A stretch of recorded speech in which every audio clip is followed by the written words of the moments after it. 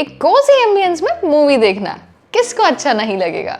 खुद के time, convenience और कंफर्ट में फैमिली के साथ एक क्वालिटी टाइम स्पेंड करने के लिए होम थिएटर बेस्ट है। और यहाँ पॉपकॉर्न खाने के लिए एफडी तोड़ने की जरूरत नहीं। अब इसके लिए आपको वॉल्स, फ्लोरिंग एंड सीलिंग में कौन से मटेरियल्स यूज करने हैं और कैसे डिजाइन कर सकते हैं, इसकी सारी डिटेल्स मैं इस वीडियो में शेयर करूंगी। तो वीडियो को लाइक और चैनल को सब्सक्राइब अभी से कर दो। मिलते हैं इंट्रो के बाद।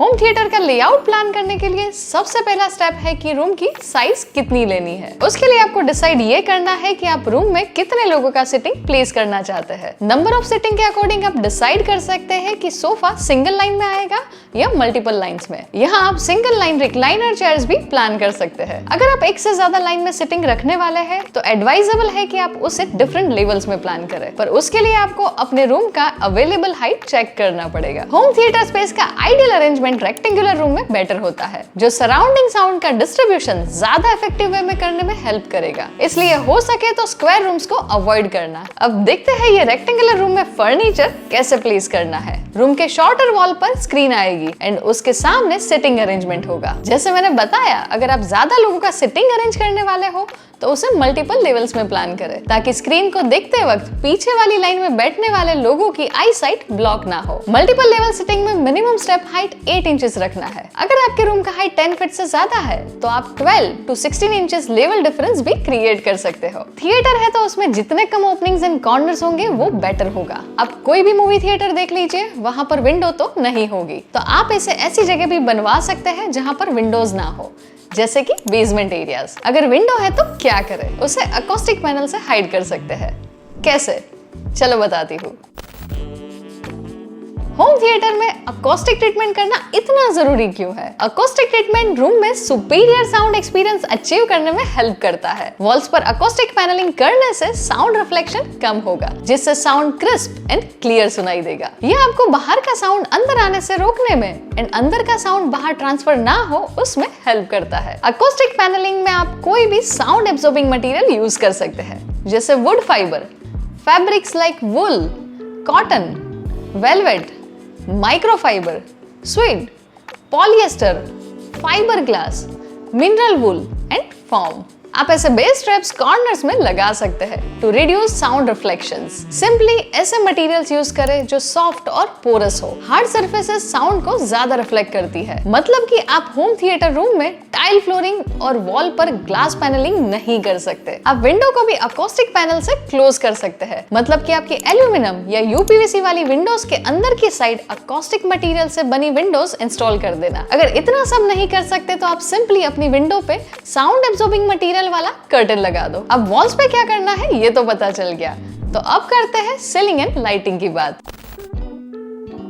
होम थिएटर में भी 3 टाइप की लाइटिंग ऐड कर सकते हैं: area lighting, mood lighting and safety lighting. Theatre में हमें वैसे तो ज्यादा डायरेक्ट लाइट्स की जरूरत नहीं होती, तो एरिया लाइटिंग में आप यूज कर सकते हैं recess COB lights. Mood lighting के लिए बेस्ट है इनडायरेक्ट लाइट्स। आप इसे सीलिंग में, वॉल पैनलिंग और फर्नीचर के नीचे प्लान कर सकते हैं। आप कुछ इस तरह वॉल स्कॉन्सेस भी ऐड कर सकते हैं, जो होम थिएटर को एक क्रिएटिव टच देगा। जनरली हम area, mood and task light use करते हैं, पर होम थिएटर में हम टास्क की जगह सेफ्टी लाइट्स कंसीडर करते हैं, क्योंकि जब भी हम मूवी देखते हैं तो बाकी सारी लाइट्स बंद होगी पर सेफ्टी लाइट्स ऑन रहेगी। अगर आपके रूम के फ्लोरिंग में मल्टीपल लेवल्स है तो 2 स्टेप के बीच में आप ऐसी इनडायरेक्ट लाइट्स ऐड करके पाथवे हाईलाइट कर सकते हैं। एंड अगर स्टेप्स नहीं है तो पेरिफेरल वॉल्स पर फुट लाइट्स ऐड कर देना। एक बात का ध्यान जरूर रखना कि सेफ्टी लाइट्स हो सके उतने कम वॉटेजेस वाली हो, ताकि मूवी देखते टाइम ये लाइट्स आपको डिस्टर्ब ना करे। अगर आपका बजट अच्छा है तो आप ऐसी फाइबर ऑप्टिक सीलिंग भी प्लान कर सकते हैं, जो आपको स्टारी नाइट वाला लुक देगी एंड फाइबर ऑप्टिक की वजह से बहुत ही मिनिमल लाइटिंग प्रोवाइड करेगी। ये सीलिंग आपके स्टैंडर्ड साउंड सिस्टम से भी ज्यादा एक्सपेंसिव हो सकती है, तो अगर आपका लिमिटेड बजट ना हो तो ही एसी लाइट्स यूज करना। होम थिएटर लाइटिंग में ऑटोमेशन करवाना बहुत ही ज्यादा बड़ा कन्वीनियंट ऑप्शन है, जिससे आप रिक्लाइनर चेयर पे बैठे बैठे ही मोबाइल ऐप और रिमोट से सारी लाइट्स कंट्रोल कर सकते हैं। एंड इससे मूवी थिएटर में मूवी स्टार्ट होने पर लाइट्स स्लोली डीम होकर बंद हो जाती है, वैसी ही इफेक्ट आप अपने होम थिएटर में लाइटिंग ऑटोमेशन की हेल्प से प्लान कर सकते हो। अगर ऑटोमेशन प्लान कर रहे हो एंड ऐसा कलरफुल एम्बियंस पसंद है तो आप RGB लाइट्स भी एक्सप्लोर कर सकते हैं। अब बात करते हैं सीलिंग के मटेरियल्स के बारे में। सीलिंग में आप यूज कर सकते हैं acoustic panels, perforated gypsum sheets and fibre optic ceilings.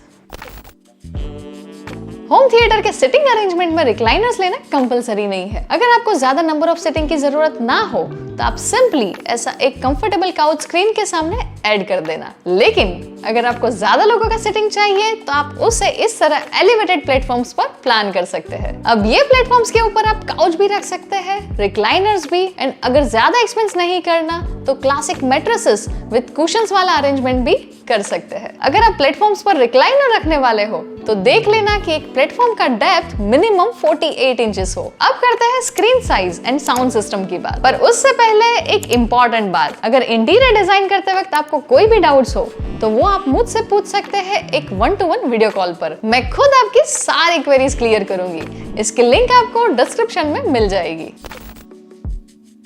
Home theatre screen word सुनते ही सबसे पहला पॉइंट दिमाग में आएगा वो है लार्ज टीवी स्क्रीन लूं या प्रोजेक्टर। दोनों ही अच्छे ऑप्शंस है। मूवी थिएटर वाले एक्सपीरियंस के लिए वाइड स्क्रीन चाहिए तो better to go with projector. इसमें आप इजीली 100 इंचेस से बड़ा स्क्रीन प्लान कर सकते हैं, जो आपको एक परफेक्ट मूवी थिएटर वाला एम्बियंस देगा। वैसे तो टीवी स्क्रीन में भी आजकल बड़े साइजेस अवेलेबल है, जो मोस्टली 85 इंचेस तक तो आराम से मिल जाते हैं। उससे बड़ा टीवी काफी ज्यादा एक्सपेंसिव हो जाएगा। तो अगर कॉस्ट कंपेयर करें तो बिगर व्यूइंग स्क्रीन के लिए तो प्रोजेक्टर ही बेस्ट है। कुछ लोगों को क्वेश्चन होगा कि प्रोजेक्टर यूज करना है तो एक्सट्रीम डार्क रूम होगा तो ही विजुअल्स क्लियर दिखेंगे। ऐसा नहीं है, आजकल बहुत सारे लेटेस्ट प्रोजेक्टर्स अवेलेबल है जो मिनिमल एम्बियंस लाइटिंग के साथ भी यूज कर सकते हैं। अगर आपका होम थिएटर रूम कॉम्पैक्ट है तो लार्ज टीवी स्क्रीन एक इजी एंड कन्वीनियंट ऑप्शन है। ये है कुछ स्टैंडर्ड मेजरमेंट्स जो आपको रूम के साइज के अकॉर्डिंग टीवी साइज डिसाइड करने में हेल्प करेंगे। साउंड सिस्टम के परफेक्ट आउटपुट एंड प्लानिंग के लिए साउंड इंजीनियर को हायर करना बेटर होता है, जो आपको speaker arrangement,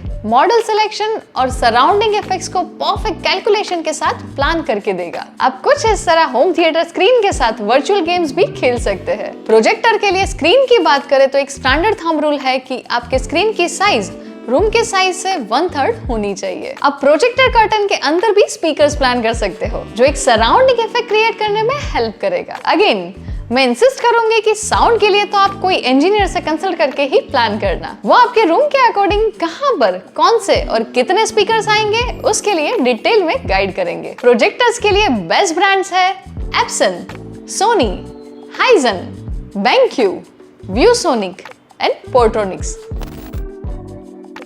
home theatre area flooring में राइट साउंड एब्जॉर्बिंग मटेरियल आपको अकॉस्टिक के लिए भी हेल्प करेगा। आप अपने एग्जिस्टिंग फ्लोरिंग के ऊपर carpet, wooden flooring, acoustic floor tile और विनाइल फ्लोरिंग करवा सकते हैं। एक बात का ध्यान रखना कि फ्लोरिंग डार्क होना चाहिए। आप अपने रूम के थीम के अकॉर्डिंग प्रिंट्स और टेक्सचर्स एक्सप्लोर कर सकते हैं। अगर अपने घर में होम थिएटर बनाने के लिए इस वीडियो ने आपकी थोड़ी सी भी हेल्प की हो तो लाइक जरूर कर देना और कमेंट्स में मुझे बताना कि आपको और कौन से टॉपिक पे वीडियो चाहिए। ये है हमारी कुछ प्रीवियस वीडियोस जो आपको अपने घर का इंटीरियर करने में बहुत काम आएगी। Keep designing beautiful spaces and I will see you in next video.